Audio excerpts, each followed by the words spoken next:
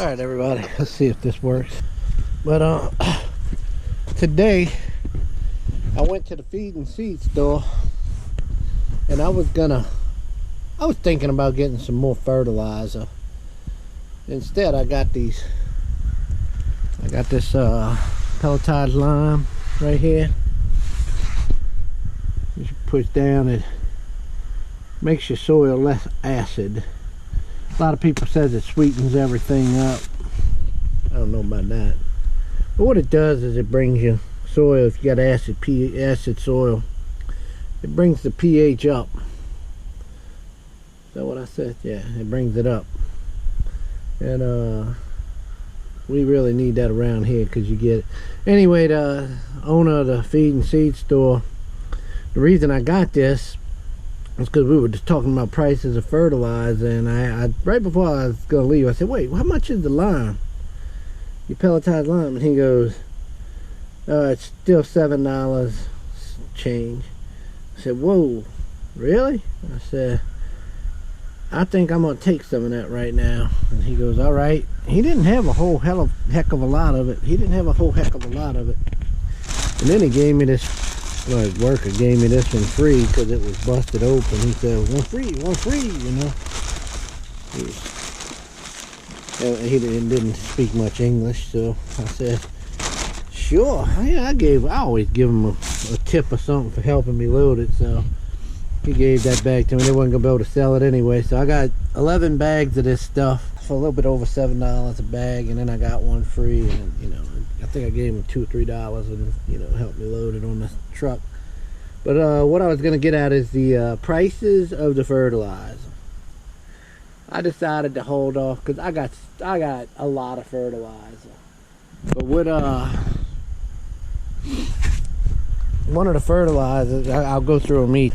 We'll go through the fertilizers, and the most common fertilizer I use is triple 13. And the triple 13, the last time I bought it was right at $10 a sack for 50 pounds.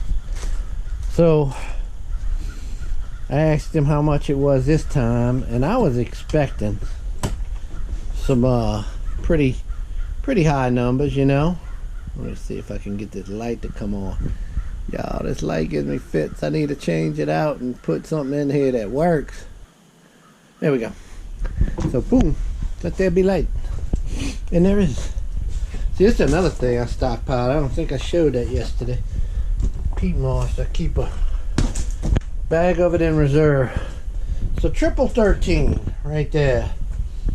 That's $17 and change for a sack of it right now. So when the last time I bought it, it was $10. This oh, I thought it was 33,009. It's 33,0012 sulfur. So that's ammonium sulfate. That shocked the daylights out of me. That stuff is,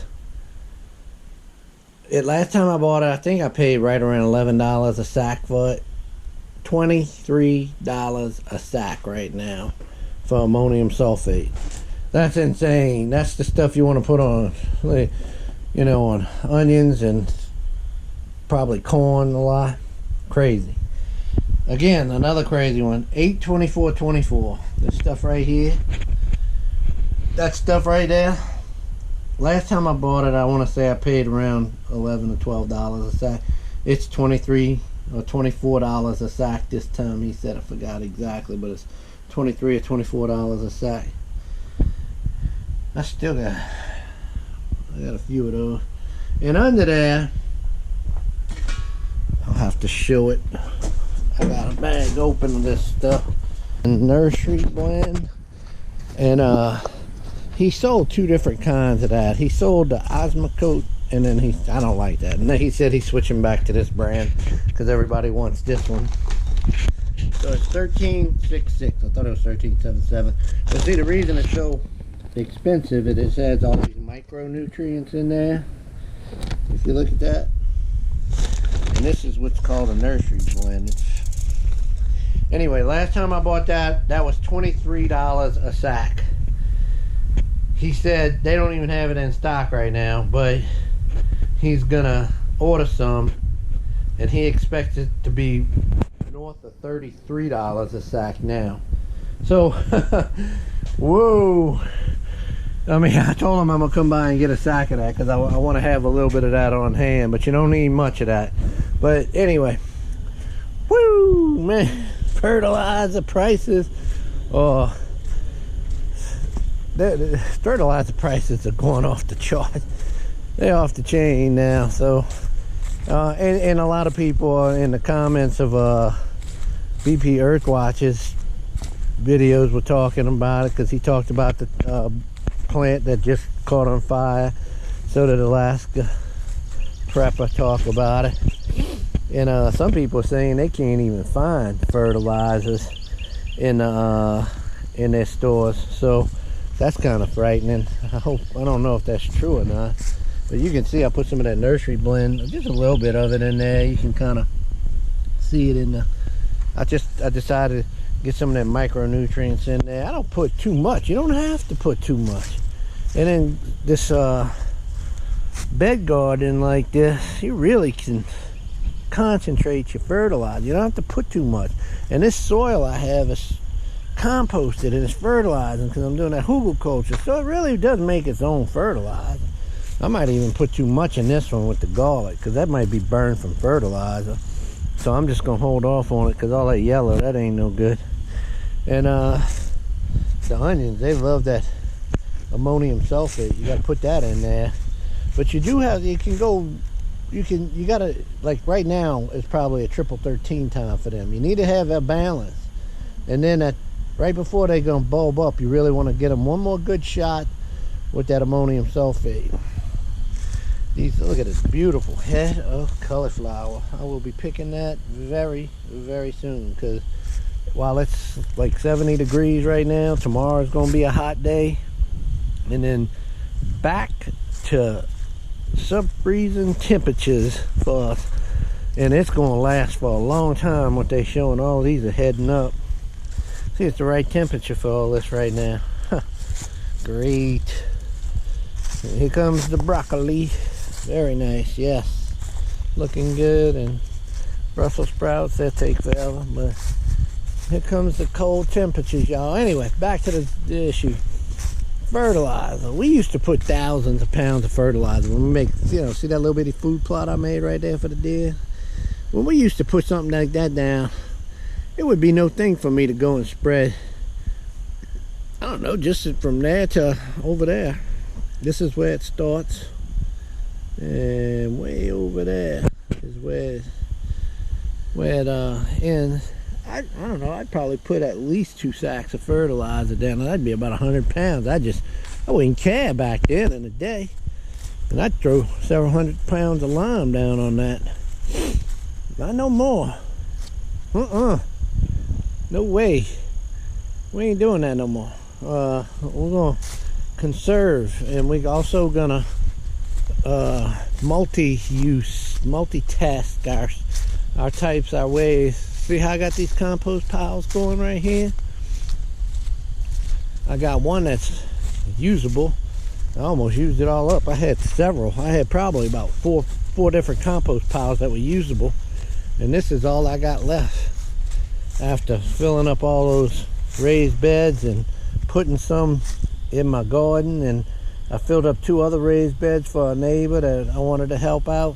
So this will probably do, I could probably do 3 more beds with this much, because what I'll do is I'll take some of this and put it on the bottom with some wood. It takes up a lot of space, so you don't really need a ton of this stuff in those raised beds. And this right here is going to be ready soon. Believe it or not, it looks like it's mostly leaves, and it is, but that's once the summer comes in and it starts breaking down. I got all kind of chicken manure in there. I got tons of chicken manure in there, and I also did put a little bit of that stuff in here to get it started, get it moving along.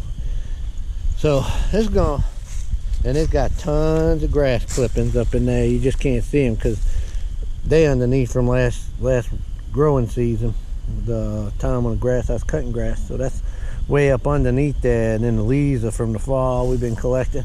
So this is gonna make beautiful compost. So what I do is I use this for main fertilizer and keep my soil going. Every year I'm gonna be making better and better piles of this. I'll stop and get some horse manure, but when I have to, I'll use the commercial fertilizer to supplement any gaps I might have, or if I see something sliding or falling, I'll put that in. I'll use that to give it a little boost. And I'm not going to use incredible amounts like a commercial farmer would. So the amount I got ought to last me many years, many years, as much as I use this year just playing around. I mean, I barely even use I might use a pound of it or two and come out here and fertilize everything I got. You don't need much. All right, y'all. I just want y'all to know, homesteaders, preppers, be prepared. Stay vigilant about it. Always be vigilant. Always be disciplined. Discipline's always the key. And I think we'll get there. Inside you put a little bit of that nursery fertilizer on here once they get a little bigger. See the tomatoes growing?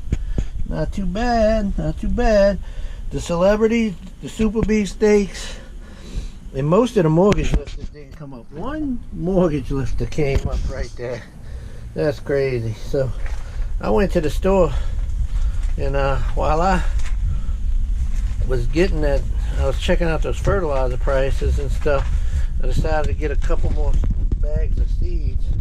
I got some heirloom beefsteaks there because these weren't coming up too good. I thought, and I got some more planted right there, 2 rows. So we'll see, they might come up. But I'd like to get that to come up, and I got some Wando English peas there. I got plenty of English peas, but I just decided to get them. I just can't not go in there and not buy stuff. All right, y'all. That's all I got. Talk to y'all later.